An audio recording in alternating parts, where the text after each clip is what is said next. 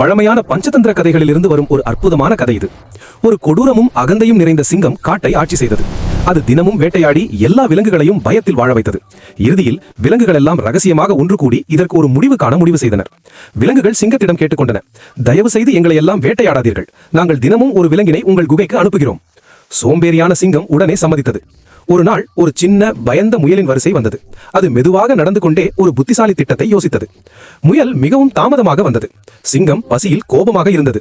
அது மிகச் சத்தமாக கத்தியது, என்னடா இவ்வளவு தாமதம் சின்ன உயிரே? நடுங்கிக் கொண்டிருந்த முயல் தலை குனிந்து சொன்னது, அரசே மன்னிக்கவும், என்னை இன்னொரு பெரிய சிங்கம் தடுத்து நிறுத்தியது. அவன்தான் உண்மையான ராஜா என்று சொல்கிறான். அந்த அகந்தையான சிங்கம் கோபத்தில் வெடித்தது. இன்னொரு ராஜாவா? ஏன் காட்டிலா? முடியாதது என்று கத்தியது. என்னை உடனே அவன் இருக்கிற இடத்திற்கு கொண்டு போ. சின்ன முயல் அந்த பெரிய சிங்கத்தை காட்டினுள்ளே கொண்டு சென்றது. அவர்கள் ஒரு ஆழமான இருண்ட கிணற்றை அடைந்தனர். முயல் நடுங்கும் கையால் கிணற்றுக்குள் காட்டி, அரசே, அவன் கீழே ஒளிந்திருக்கிறான், அவன் மிகவும் கொடூரமானவன் என்றது. முட்டாள் சிங்கம் கிணற்றுக்குள் பார்த்தது. அதற்கு தன் கோபமான முகமே பிரதிபலிப்பாக தெரிந்தது. அது கத்தியதும் அந்த கிணறு அதையே எதிரொலியாக திருப்பிக் கொடுத்தது. அதை மற்றொரு சிங்கம் சவால் விடுகிறது என்று நினைத்த அது உடனே கிணற்றுக்குள் குதித்தது. ஒரு பெரிய சத்தத்துடன் அது விழுந்தது. அதுவே அதன் முடிவு. முயல் சிரித்துக் கொண்டு மற்ற விலங்குகளிடம் திரும்பியது. நல்ல செய்தியை பகிர்ந்தது.